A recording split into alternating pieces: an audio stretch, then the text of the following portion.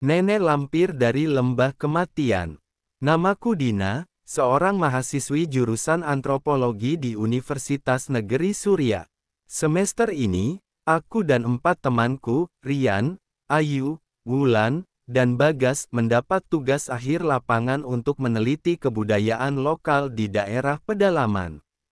Kami memilih Desa Karangjati, sebuah desa terpencil di kaki Gunung Sagara, yang katanya menyimpan legenda menyeramkan, nenek lampir, sosok perempuan tua berambut panjang, berhidung bengkok, yang menculik anak dan memakan hati manusia.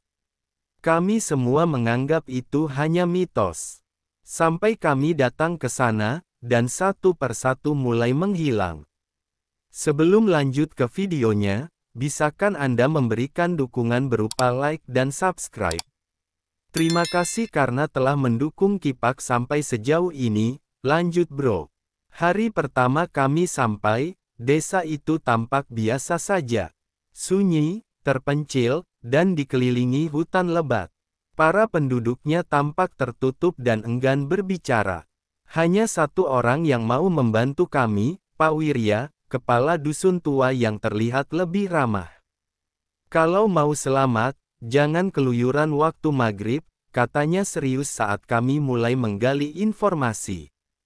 Kenapa, Pak? Tanya Ayu. Kalau matahari tenggelam, dia keluar. Nenek lampir, udah banyak yang hilang. Anak-anak gak boleh keluar. Bahkan suara jangkrik pun mendadak berhenti kalau dia lewat. Kami tertawa kecil, tapi Pak Wirya tidak ikut tertawa. Tatapannya kosong, dan matanya seperti menyimpan ketakutan lama yang belum sembuh. Kami menginap di rumah kosong bekas rumah dukun kampung. Malam pertama, saat semua sudah tidur, aku terbangun karena mendengar suara bisikan aneh dari jendela kayu yang terbuka. Dina, Dina, kupikir itu hanya suara angin. Tapi suara itu seperti memanggil namaku langsung ke telinga. Saat kulihat keluar jendela, tak ada siapa-siapa. Hanya pepohonan gelap dan kabut yang menggantung di tanah seperti asap neraka. Paginya, Rian mengaku melihat sosok bayangan hitam di balik dapur. Bagas bilang ia bermimpi didatangi perempuan tua yang mencakar lehernya. Kami mulai merasa tidak enak, tapi tetap melanjutkan riset. Hari ketiga, warga menunjuk satu tempat yang tidak boleh kami datangi, sebuah gubuk tua di tengah hutan bambu, disebut Lembah Kematian. Menurut legenda, gubuk itu adalah tempat tinggal asli nenek lampir. Dia bukan manusia. Dulu dia dukun yang dikutuk karena membunuh anaknya sendiri buat ilmu kebal, jelas Pak Wirya dengan suara bergetar. Tubuhnya terbakar, tapi dia tak mati. Sejak itu, ia menculik siapa saja yang melanggar larangan. Namun rasa penasaran kami lebih besar daripada rasa takut. Kami sepakat untuk pergi ke sana siang-siang. Gubuk itu seperti hidup. Atapnya roboh sebagian, namun dinding kayunya masih berdiri dengan bekas-bekas cakar di sana-sini. Di dalamnya gelap dan berbau bangkai. Ada boneka anak kecil tergantung di langit-langit, diikat dengan rambut manusia. Ada juga kendi berisi cairan hitam kental. Lalu kami menemukan peti tua di sudut ruangan. Bagas, yang keras kepala, langsung membukanya. Di dalamnya, ada baju bayi, kuku manusia, dan potongan tulang yang masih berbau amis. Semua langsung merasa tidak nyaman. Tiba-tiba, suhu ruangan turun drastis. Kami dengar suara napas berat. Lalu suara tertawa melengking, seperti suara perempuan tua dengan tenggorokan rusak. Kami lari keluar sekuat tenaga.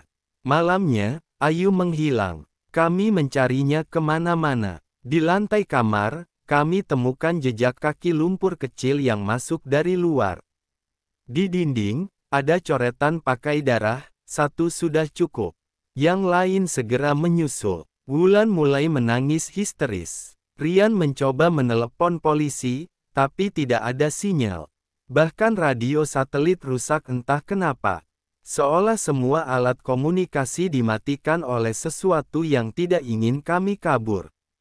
Hari berikutnya, Wulan mulai bertingkah aneh. Ia bicara sendiri, memakan bunga melati dari halaman belakang, dan tertawa sambil mencakar tanah. Dia datang dari dalam bumi. Dia makan hati manusia. Dia lapar, katanya sambil menatap kami dengan mata putih kosong. Pak Wirya datang dan langsung membaca doa, tapi Wulan muntah darah dan pingsan. Kami semua semakin yakin, apapun yang kami bangkitkan di gubuk itu, sekarang mengikuti kami. Pukul 2 dini hari, terdengar suara pintu dibuka. Rian tidak ada di kamarnya. Kami mencarinya dengan senter dan obor sampai ke ujung kampung. Kami temukan bajunya tergantung di pohon besar, dengan seutas rambut panjang melilit di sekitarnya. Ada bercak darah mengarah ke sumur tua. Saat kami sorot ke dalam sumur itu, hanya ada suara bisikan, 3 lagi. Hanya aku dan Bagas yang tersisa. Kami putuskan untuk kembali ke gubuk demi mencari jawaban dan mengakhiri ini semua. Wulan dibawa Pak Wirya ke rumah dukun tua untuk dirawat. Kami membawa bensin dan korek api. Di tengah perjalanan, kabut turun sangat tebal. Bayangan-bayangan mulai muncul di antara pepohonan. Suara Ayu dan Rian terdengar memanggil dari berbagai arah. Tapi kami tahu itu bukan mereka. Saat sampai di gubuk, kami siram bensin ke seluruh ruangan.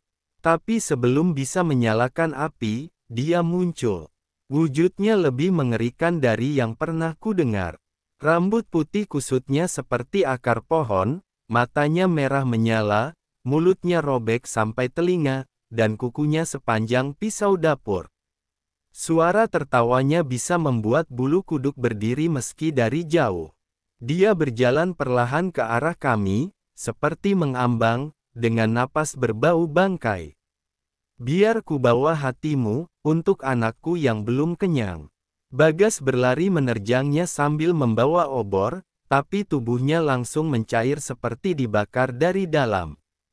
Teriaknya teredam oleh kabut. Aku melempar korek dan membakar gubuk itu.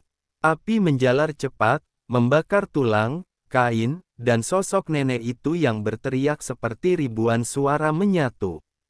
Api menjilat langit, dan aku pingsan karena asap. Aku ditemukan keesokan paginya oleh warga desa. Wulan sadar, tapi tidak pernah bicara lagi. Ayu, Rian, dan Bagas tidak pernah ditemukan. Gubuk itu lenyap terbakar tanpa sisa, hanya menyisakan kendi batu hitam yang tak bisa pecah. Sampai hari ini, aku masih sering bermimpi tentang wajah nenek itu. Kadang-kadang, saat aku menyisir rambut di malam hari, bayangannya muncul di cermin. Dan kadang, aku dengar suaranya berbisik dari kolong tempat tidur. Kau belum kubunuh, karena kau akan membawakan yang lain. Tamat. Terima kasih karena telah menyaksikan video ini. Jika ada kritik dan saran boleh lemparkan di kolom komentar. Jangan lupa subscribe agar tidak ketinggalan konten horor selanjutnya.